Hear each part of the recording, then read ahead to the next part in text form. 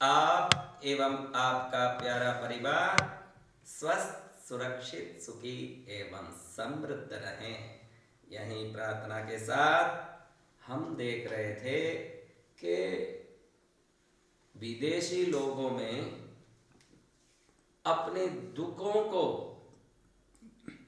अपनी कमियों को पूरा करने के लिए कोई साधन नहीं है। वहाँ बड़े बड़े लोग रहते हैं, बड़े बड़े विद्वान रहते हैं, बड़े बड़े समृद्ध लोग रहते हैं। तो मैंने देखा है कि वहाँ दुखी लोग भी भरपूर हैं, और जितनी कैंसर जैसी बीमारियाँ विदेशों में फैली है और जितना मनमुटाव, रिश्तों में खटाव विदेश में है, उतना अभी तक भारत में नहीं आया। और आज जो भी भारत में खटाव और संकट दिखता है, ये भी विदेशी चलन का अनुसरण के कारण ही है। अगर हम हमारी व्यवस्थाओं को लेके चलते तो रिश्तों में प्यार, अपनापन और रिश्तों की दीर्घता सदा के लिए रहता। लेकिन हम जैसे जैसे विदेशी संस्कृति को अपनाते गए, उनके जितने रिश्तों में तोड़ मरोड़ होता है, उतना यहाँ भी होने लगा। हम ये सवाल हरदम उठाते रहते हैं कि सरस्वती लक्ष्मी की पूजा बगैर भी वो समृद्ध और ज्ञानी है, तो हम क्यों ये करें? वहाँ जितने ज्ञानी है यहाँ भी है, लेकिन वहाँ जो दुखी लोग हैं ना, उनको कोई प्रकार का उसका निदान नहीं है कि उस दुख से कैसे मुक्त हो।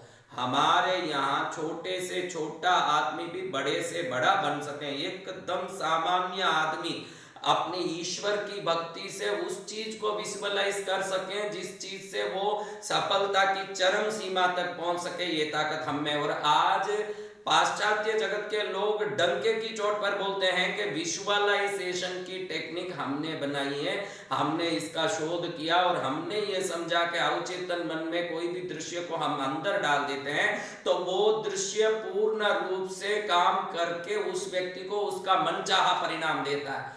आपको बताऊं कि इस विजुअलाइजेशन को हमने सहस्त्रों वर्ष पहले, युगों पहले चालू कर दिया था। उसके कई अच्छे अच्छे उदाहरण मैं आपको बता सकता हूं, लेकिन एक उदाहरण आपको बताता हूं कि द्रोणाचार्य के पास एकलव्य निवेदन करते हैं कि भाई मुझे आप अपना शिष्य बनाइए और मुझे शिष्य बना के मुझे भी धनुर्विद्या सिखाइए। अब वो चाहे जो प्रयत्न करें, द्रोणाचार्य कहते हैं कि भैया मैं क्षत्रियों को ही धनुर्विद्या सिखाता हूं और मैं उन लोगों को धनुर्विद्या सिखाता हूं जो उसके अधिकारी हैं, तुझे मैं नहीं सिखा सकता। अब एकलव्य मन में ठान लेते हैं कि भाई मुझे तो धनुर्विद्या सीखना ही है। अब आप समझिए कि भाई कोई विद्या, आपको ऐसे लगागा कि कोई भी विद्या बगैर सीखे कैसे किसी में आ सकता है।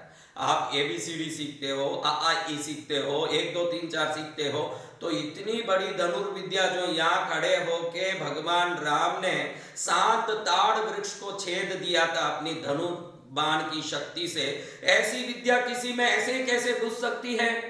ये तो हर एक आदमी के दिमाग में होगा। एकलव्य ने द्रोणाचार्य जैसे एक मिट्टी की पुतला बनाया और उस पुतले को अपने जहां पूजा पाठ करें, भक्ति करें, इस श्रद्धा के साथ उसको मंदिर की मूर्ति की तरह, भगवान की मूर्ति की तरह रख के रोज उसकी पूजा करें, उसी को देखते रहें और कहें हरदम मन में प्रार्थना करके कि गुरुदेव मुझे धनुर्विद्या सिखाइए, आपकी कृपा से मुझ में धनुर्विद्या आ जाए।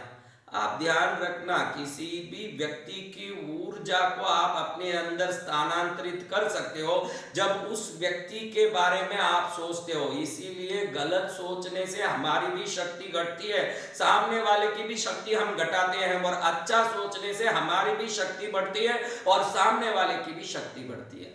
अब आपको बता दूं कि इसी चीजों को देखते हुए पाश्चात्य जगत के एक लेखक डिमोती गाल्वी ने एक पुस्तक लिखा है, इनर गेम ऑफ टेनिस उसका नाम है।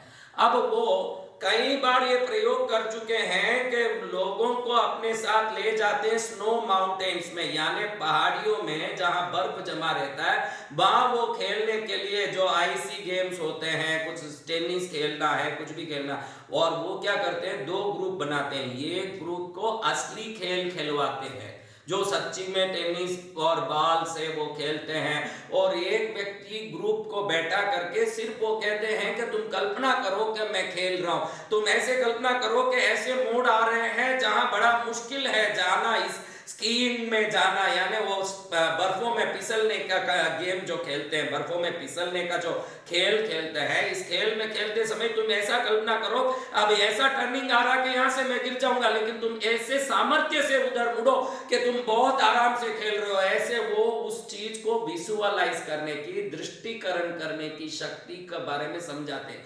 अब दो टीम बनाते हैं, जैसे मैंने कहा एक टीम असली उपकरणों के साथ असली खेल खेल रहा है, एक टीम मानसिक उपकरणों के साथ काल्पनिक खेल खेल रहा है।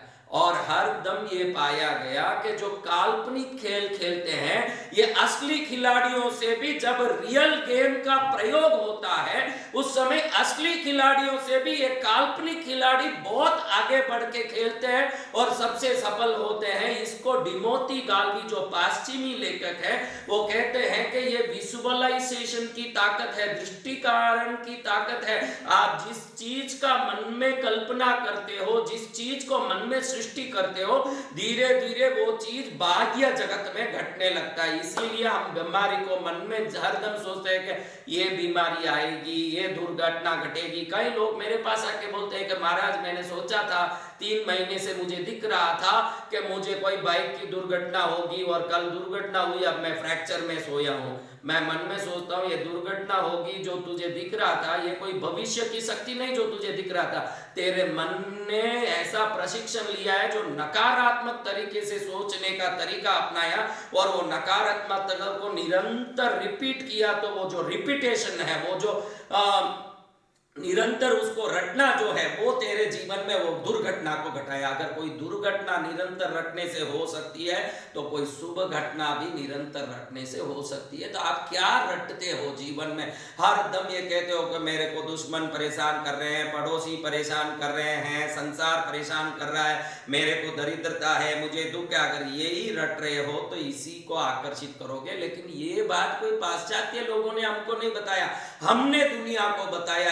एकलव्य इसके अच्छे उदाहरण हैं। द्रोणाचार्य का कोई ज्ञान उनके पास नहीं था, कभी एक दिन भी द्रोणाचार्य किस प्रकार धनुर्विद्या सिखाते हैं इसको कभी उन्होंने देखा भी नहीं था। लेकिन उन्होंने उस प्रतिमा को स्थापित किया और वो प्रतिमा के सामने प्रार्थना करते हरदम कहते हैं कि गुरुदेव आपकी वो धनुर्विद्या की शक्ति मुझ में आए।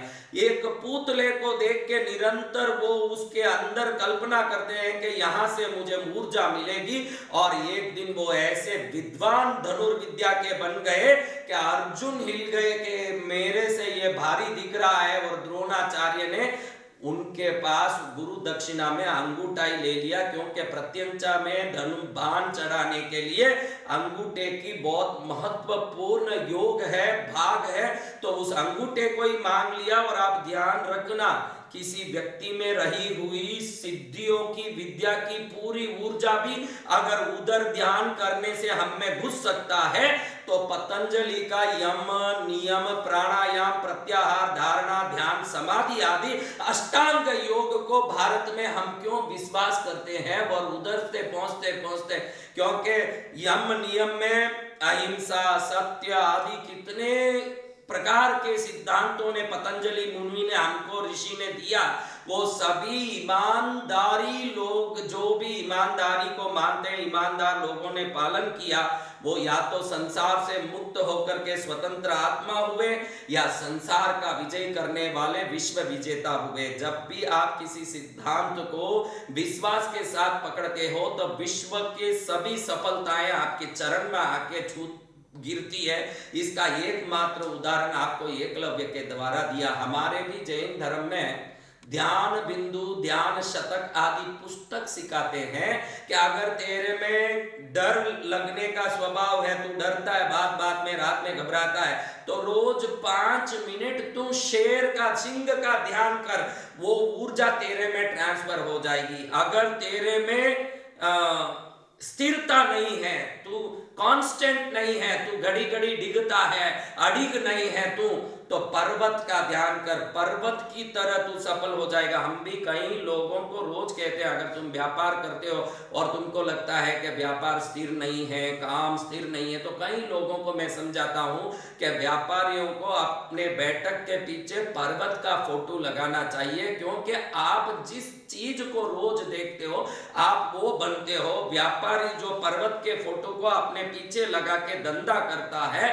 उसका काम पर्वत की तरह अड़िग और परफेक्ट स्ट्रॉन्ग हो जाता है, वो पर्वत की तरह निश्चल हो जाता है। ध्यान रखना, पर्वत को आपने देखा होगा, पर्वत के ऊपर कितने ही लोग चढ़ रहे हैं, पर्वत में कितने ही वृक्ष हैं, उन वृक्षों से पत्ते झड़ रहे हैं, कभी नए पत्ते आ जाते हैं, कभी कोई जंगली जीव उस पर्वतों में चढ़ के घूमते रहते हैं, गाय भैंस बकरी घोड़ा जंगली कुत्ता, कई चीजें घूमती है, कई चलते हैं, कई लोग उस पर सैर सपाटा करने आते हैं, कभी बर्फ उस पर गिरता है, कभी पानी उस पर गिरता है, कभी तूफान उस पर आता है, कभी गर्मी उस पर लगता है, लेकिन इन सब चीजों को बाहर में होते हुए भी अंदर से पर्वत सदा के लिए निश्चल स्थिर और अडिग रहता है।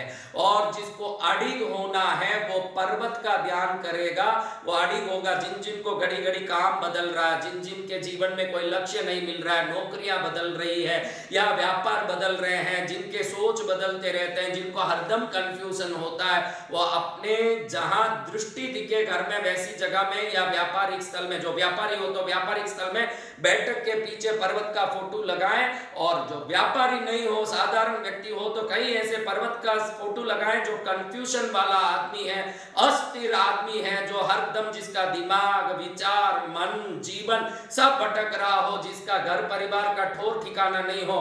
पर्वत ऐसा काम करता। मैं नहीं कह रहा हूं, ध्यान बिंदु ध्यान शतक आदि जैन ग्रंथ कहते हैं कि तू जिस वस्तु का ध्यान करेगा तू वही बन जाएगा। आप ध्यान रखना, कुछ मत करो। मेरा ये प्रवचन आप सुन रहे हो, 2 मिनट के लिए कार्यक्रम, मेरा प्रवचन खत्म होने के बाद भाई मेरा प्रवचन मत छोड़ देना, इतना तो निवेदन करता हूं। अब मैं बोल रहा हूं, आप चालू करोगे प्रवचन बिगड़ेगा। आप पहले मेरी बात सुन लो, फिर प्रवचन खत्म होने के बाद मैं बोलूं वो करना। आप बनावटी हंसी शुरू करिए। जैसे ही मेरा प्रवचन खत्म हुआ, नाम के लिए ऐसे ही कोई हंसाने का मौका नहीं, कोई उपाय नहीं, हंसाने वाला कोई कारण नहीं, फिर भी आप हंसिए, हा हा हा हा करिए। 1 मिनट में आप देखेंगे कि हंसी असली में आपके अंदर से आने लगती है। और एक गुस्सा करिए, बनावटी गुस्सा, मैं कौन हूं पता है, मार दूंगा, ऐसे करने लगी है। 1 मिनट में देखिए असली गुस्सा आपके अंदर प्रकट होता है। कोई भी वस्तु बनावटी क्यों ना हो, कोई भी वस्तु दिखावटी क्यों ना हो, आखिर वो घर करके रहता है, वो हमारे अंदर घुसता है। इसलिए ध्यान शतक कहता है कि जो करना चाहता है उसको सोच के कर, क्योंकि वो आदत पड़ गया तो वो आदत ही तू बन जाएगा, फिर तू अलग नहीं रहेगा। जिसके अंदर जो आदत है वो उसी आदमी को उस आदत से ही पहचाना जाता है। ये क्रोधी है, ये शांत व्यक्ति है, ये दानी है, ये लोभी है, वो आदत से व्यक्ति पहचाना जाता है। व्यक्ति नाम से कम पहचाना जाता है, क्योंकि दुनिया किसी आदमी को उसके सामने ही नाम लेके पुकारती है, जय राम जी की, नारायण किशोर जी कैसे हैं। पीछे जाएगा तो बड़ा कंजूस नालायक है, 1 पैसा किसी को देता नहीं है। आदत सही होगा तो जीवन सही होगा, ये ध्यान रखने जैसी बात है ना। हमने विजुअलाइजेशन टेक्निक भारत में वो सब नाम बगैर भी कैसे शुरू हुआ, ये हमने एकलव्य जी से देखा कि एकलव्य ने किस प्रकार से धनुर्विद्या को अपने अंदर घुसा लिया। क्या एक दिन भी द्रोणाचार्य ने उनको कुछ सिखाया, या द्रोणाचार्य का कोई टेक्निक को उन्होंने पुस्तक में पढ़ा के, कोई कंप्यूटर में, कोई लैपटॉप में, यूट्यूब से देखा? उन्होंने मात्र द्रोणाचार्य को अपने अंदर बैठाया। तो द्रोणाचार्य के साथ आजकल तो 1+1 गिफ्ट का फ्री का सिस्टम जैसे चलता है। जो द्रोणाचार्य को अंदर बैठाएगा वो धनुर्विद्या को भी साथ में बैठा लेगा, जो लक्ष्मी को अंदर बैठाएगा वो समृद्धि को भी साथ बैठाएगा, जो सरस्वती को अंदर बैठाएगा वो ज्ञान को भी साथ बैठाएगा।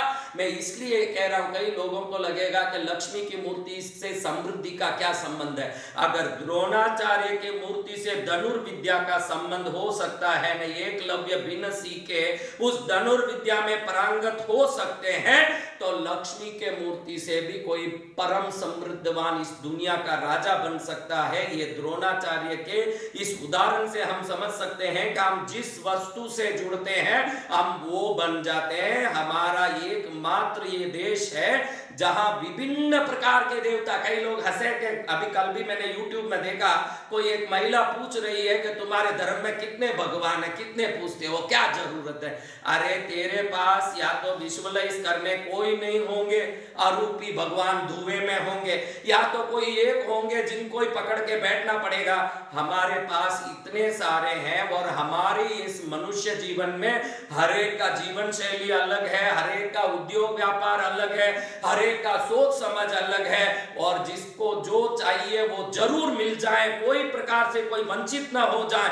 इतने प्रकार के ये रूप इतनी प्रकार की चीजें देती है, जिसको जो चाहिए वो उस रूप के पास जाके विजुअलाइज करता है और उसी रूप से वो पाता है। आप देखेंगे कि भाई किसी भी मूर्ति के सामने उनका ध्यान श्लोक भी बोला जाता है ताकि रिपीटेशन बराबर हो। आप देखेंगे भैरव पूजा में आप जब भी जाएंगे, उद्यत भास्कर सन्निभम त्रिनयनम रक्तांग रागस्रजम स्मेराश्यम वरदम कपालम अभयम शूलम ददानम करे नीलग्रीव मुदार भूषणगणम सीताम सुखंडोत्पलम बंधु कारुणवाससम भयहरम वंदे महाभैरव। जब उस रूप को देखते हैं तो वो कपाल त्रिशूल सब लेके उग्र रूप खड़ी है, लेकिन जब मुंह से बोलते हैं तो शब्दों से भी विजुअलाइज करते हैं कि भयहरम वंदे महाभैरवम, भय हरने वाले, निर्भय करने वाले, शौर्य वीर्य धैर्य पराक्रम बल देने वाले ये भैरव मेरे में हैं। जैसे ही वो ऐसे सोचता है वो अंदर प्रवेश होता है। ये विजुअलाइजेशन टेक्निक कोई पाश्चात्य देशों ने नहीं बनाया। आपको ऐसे लगे कि वो पुस्तक पढ़ूं तो ही मुझे ये ज्ञान मिलेगा, उसका अनुवाद हिंदी में पढ़ूं तो ही मुझे ये ज्ञान मिलेगा। ज्ञान हमारे भारतीय धर्म में भरपूर भरा हुआ है। ज्ञान हमारे उपनिषदों में, वेदों में, आगमों में, शास्त्रों में भरपूर भरा है। थोड़ा प्रयास करिए कि उस चीज से हम क्या पा सकते हैं, क्योंकि हमारे पूर्व ऋषि मुनि ये नहीं समझाते थे कि तू यूं करे तो ये फायदा होगा, नहीं यूं करे तो ये फायदा होगा। वो तो ऐसे हमारे माता पिता थे जिन्होंने बच्चों को प्यार से बोल दिया बेटा ये कर, और बच्चे भी पुराने ऐसे थे, माँ बाप बोले तो करना ही है, ऐसे करते थे। अब हमारे तर्क कुतर्कों ने हमारी जितनी जीवन पद्धति, धर्म की क्रिया पद्धति है, उन पर आक्षेप खड़ा करना, सवाल खड़ा करना, ये क्यों करें, उसमें फालतू का खर्चा है, बिना काम खर्चा हो रहा है। उन लोगों को मालूम नहीं है कि आकाश में मंदिरों के ऊपर ध्वज दंड में उड़ने वाली ध्वजा मैग्नेटिक एनर्जी को चारों तरफ फैला के उस मंदिर में आने वाले हर व्यक्ति को शांति और सुख दे रही है। इस साइंस को साइंटिस्टों ने दूसरे प्रकार से निरूपित किया है कि किस प्रकार से एक जगह बगैर कोई क्लीनर, बगैर कोई एनर्जाइजर पॉजिटिव कर सकते हैं। ऐसे साइंटिस्टों ने कहा, उसको हम कई प्रकार से हम मंदिर में करते हैं। घंटी बजाते हैं, जिस घंटी के वाइब्रेशन से चारों तरफ की ऊर्जा में पॉजिटिविटी आती है, और जो भी नकारात्मक व्यक्ति है वो भी अंदर जाए तो वो भी पॉजिटिव हो जाए। क्योंकि हमने पहले ही देखा कि भाई ऊर्जा कहीं भी घुस सकती है, उसका उदाहरण भी हमने प्रवचनों में देखा। आप देख सकते हैं कि एक मंदिर में जाते हैं तो हम जितनी क्रिया भारत में करते हैं वो सभी क्रियाओं के पीछे हमारी सफलता छुपी है, ना कि हमको कोई क्रिया में डाल के अंधविश्वासी बनाने का कोई उपकरण छुपा है। इसलिए इन क्रियाओं को हम बड़े प्रेम से, बड़े आदर के साथ, विश्वास के साथ, मैं घड़ी घड़ी ये कह रहा हूं, आज पुनः कहूंगा, कल कहा, आज भी कहूंगा, आपको संसार पर विश्वास करने के लिए सोचना पड़ेगा।